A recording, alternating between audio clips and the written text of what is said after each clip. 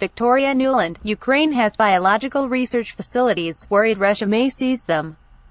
The neocon's confession sheds critical light on the U.S. role in Ukraine, and raises vital questions about these labs that deserve answers. Washington, D.C., March 8. Undersecretary of State for Political Affairs Victoria Nuland testifies before a Senate Foreign Relations Committee hearing on Ukraine on March 8, 2022 in Washington, D.C. Photo by Kevin Deitch, Getty Images. Self-anointed fact-checkers in the U.S. corporate press have spent 2 weeks mocking as disinformation and a false conspiracy theory the claim that Ukraine has biological weapons labs, either alone or with U.S. support. They never presented any evidence for their ruling. How could they possibly know? And how could they prove the negative? But nonetheless they invoked their characteristically authoritative, above-it-all tone of self-assurance and self-arrogated right to decree the truth, definitively labeling such claims false.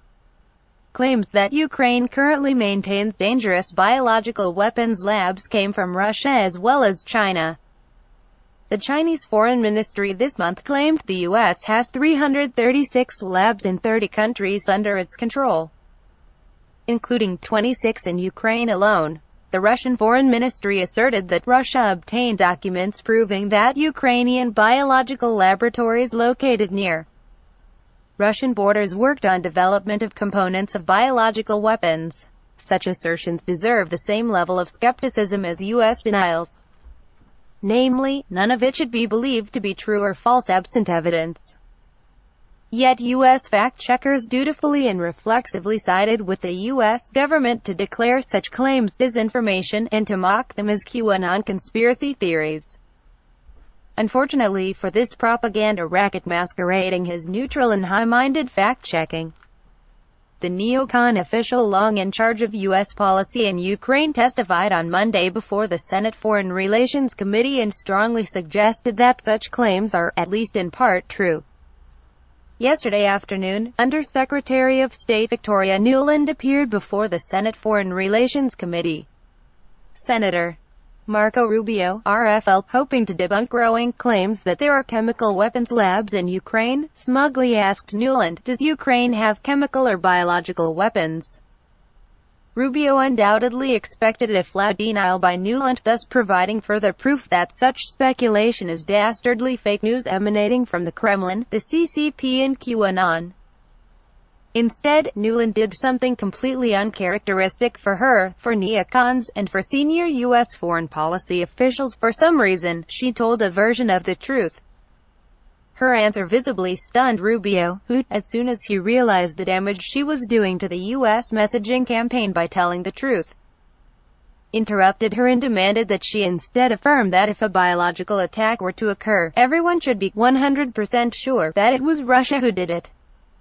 Grateful for the life raft, Nuland told Rubio he was right. But Rubio's cleanup act came too late. When asked whether Ukraine possesses chemical or biological weapons, Nuland did not deny this at all.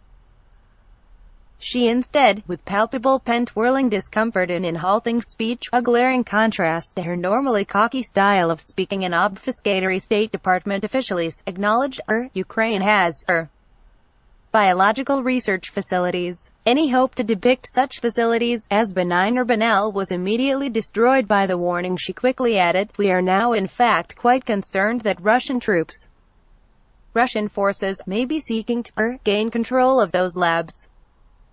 So we are working with the Ukrainians on how they can prevent any of those research materials from falling into the hands of Russian forces should they approach." Interruption by Sen. Rubio. Nuland's bizarre admission that Ukraine has biological research facilities that are dangerous enough to warrant concern that they could fall into Russian hands ironically constituted more decisive evidence of the existence of such programs in Ukraine than what was offered in 2002 and 2003 to corroborate U.S. allegations about Saddam's chemical and biological programs in Iraq. An actual against-interest confession from a top U.S. official under oath is clearly more significant than Colin Powell's holding up some test tube with an unknown substance inside while he pointed to grainy satellite images that nobody could decipher. It should go without saying that the existence of a Ukrainian biological research program does not justify an invasion by Russia, let alone an attack as comprehensive and devastating as the one unfolding. No more than the existence of a similar biological program under Saddam would have rendered the 2003 U.S. invasion of Iraq justifiable. But Nuland's confession does shed critical light on several important issues and raises vital questions that deserve answers. Any attempt to claim that Ukraine's biological facilities are just benign and standard medical labs is negated by Nuland's explicitly grave concern that Russian forces may be seeking to gain control of those facilities and that the U.S. government therefore is right this minute working with the Ukrainians on how they can prevent any of those research materials from falling into the hands of Russian forces. Russia has its own advanced medical labs. After all, it was one of the first countries to develop a COVID vaccine, one which Lancet, on February 1, 2021, pronounced was safe and effective, even though U.S. officials pressured multiple countries, including Brazil, not to accept any Russian vaccine. While U.S. allies such as Australia refused for a full year to recognize the Russian COVID vaccine for purposes of its vaccine mandate. The only reason to be quite concerned about these biological research facilities falling into Russian hands is if they contain sophisticated materials that Russian scientists have not yet developed on their own and which could be used for nefarious purposes, i.e., either advanced biological weapons or dual-use research that has the potential to be weaponized. What is in those Ukrainian biological labs that make them so worrisome and dangerous? And has Ukraine, not exactly known for being a great power with advanced biological research, had the assistance of any other countries in developing those dangerous substances? Is American assistance confined to what Nuland described at the hearing, working with the Ukrainians on how they can prevent any of those research materials from falling into the hands of Russian forces? Or did the U.S. assistance extend to the construction and development of the biological research facilities themselves? PolitiFact, February 25, 2022. For all the dismissive language used over the last 2 weeks by self-described fact-checkers, it is confirmed that the U.S. has worked with Ukraine, as recently as last year, in the development of a biorisk management culture, international research partnerships, and partner capacity for enhanced biosecurity, biosafety, and biosurveillance measures. The U.S. Embassy in Ukraine publicly boasted of its collaborative work with Ukraine to consolidate and secure pathogens and toxins of security concern and to continue to ensure Ukraine can detect and report outbreaks caused by dangerous pathogens before they pose security or stability threats. This joint U.S.-Ukraine biological research is, of course, described by the State Department in the most unthreatening way possible. But that again prompts the question of why the U.S. would be so gravely concerned about benign and common research falling into Russian hands. It also seems very odd, to put it mildly, that Nuland chose to acknowledge and describe the facilities, in response to a clear, simple question from Sen. Rubio about whether Ukraine possesses chemical and biological weapons.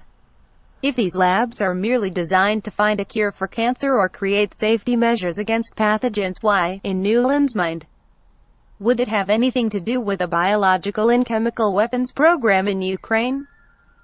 The indisputable reality is that despite long-standing international conventions banning development of biological weapons, all large, powerful countries conduct research that, at the very least, has the capacity to be converted into biological weapons. The work conducted under the guise of defensive research can, and sometimes is, easily converted into the banned weapons themselves. Recall that, according to the FBI, the 2001 anthrax attacks that terrorized the nation came from a U.S. Army research scientist, Dr. Bruce Ivins, working at the U.S. Army's Infectious Disease Research Lab in Fort Detrick, Maryland. The claim was that the Army was merely conducting defensive research to find vaccines and other protections against weaponized anthrax, but to do so, the Army had to create highly weaponized anthrax strains, which Ivins then unleashed as a weapon. A 2011 PBS Frontline program on those anthrax attacks explained, in October 2001, Northern Arizona University microbiologist Dr. Paul Keim identified that the anthrax used in the attack letters was the Ames strain. A development he described as chilling, because that particular strain was developed in U.S. government laboratories. Speaking to Frontline in 2011, Dr. Keim explained why it was so alarming to discover that the U.S. Army had been cultivating such highly lethal and dangerous strains in its lab, on U.S. soil. "We were surprised it was the Ames strain. And it was chilling at the same time, because the Ames strain is a laboratory strain that had been developed by the U.S. Army as a vaccine challenge strain. We knew that it was highly virulent. In fact, that's why the Army used it, because it represented a more potent challenge to vaccines that were being developed by the U.S. Army. It wasn't just some random type of anthrax that you find in nature, it was a laboratory strain, and that was very significant to us. Because that was the first hint that this might really be a bioterrorism event." This lesson about the severe dangers of so-called dual-use research into biological weapons was relearned over the last 2 years as a result of the COVID pandemic. While the origins of that virus have not yet been proven with dispositive evidence, though, remember, fact-checkers declared early on that it was definitively established that it came from species jumping and that any suggestion of a lab leak was a conspiracy theory, only for the Biden White House in mid-2021 to admit they did not know the origins and ordered an investigation to determine whether it came from a lab leak. What is certain is that the Wuhan Institute of Virology was manipulating various coronavirus strains to make them more contagious and lethal. The justification was that doing so is necessary to study how vaccines could be developed, but regardless of intent, cultivating dangerous biological strains has the capacity to kill huge numbers of people. All of this illustrates that research that is classified as defensive can easily be converted, deliberately or otherwise, into extremely destructive biological weapons. Foreign Policy, Mar. 2, 2022. At the very least, Nuland's surprising revelation reveals, yet again, just how heavily involved the U.S. government is and for years has been in Ukraine. On the part of Russia's border, which U.S. officials and scholars from across the spectrum have spent decades warning is the most sensitive and vulnerable for Moscow. It was Nuland herself, while working for Hillary Clinton and John Kerry's State Department under President Obama, who was heavily involved in what some call the 2014 revolution and others call the coup.